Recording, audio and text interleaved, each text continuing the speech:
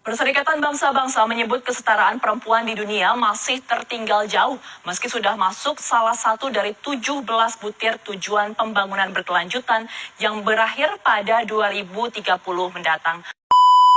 Assalamualaikum warahmatullahi wabarakatuh. Salam sejahtera bagi kita semua. Perkenalkan, nama saya Fatona Alkhair Pujimuri, mahasiswa Fakultas Hukum Universitas Bengkulu dengan NPM B10243881 dari kelas F.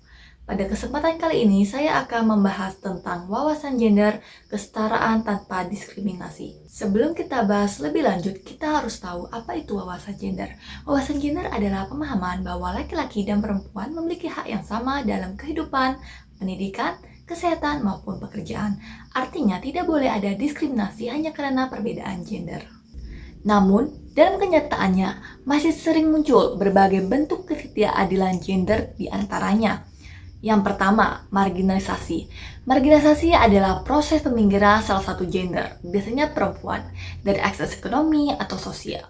Misalnya perempuan dianggap tidak pantas bekerja di sektor formal, sehingga hanya diberi ruang di pekerjaan domestik.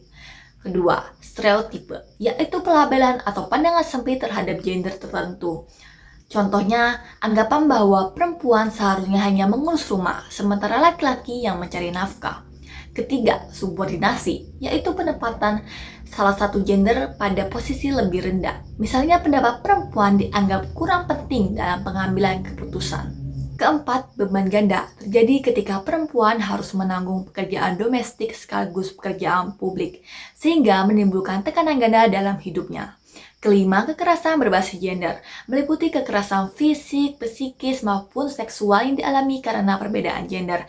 Misalnya pelecehan seksual di tempat kerja. Dan yang terakhir, keterbatasan akses terhadap sumber daya.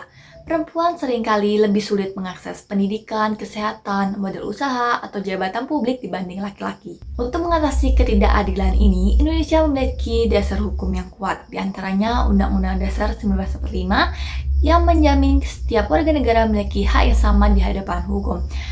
Selanjutnya, Undang-Undang Nomor 7 Tahun 1984 yang mengesahkan Konvensi CEDAW tentang penghapusan segala bentuk diskriminasi terhadap perempuan.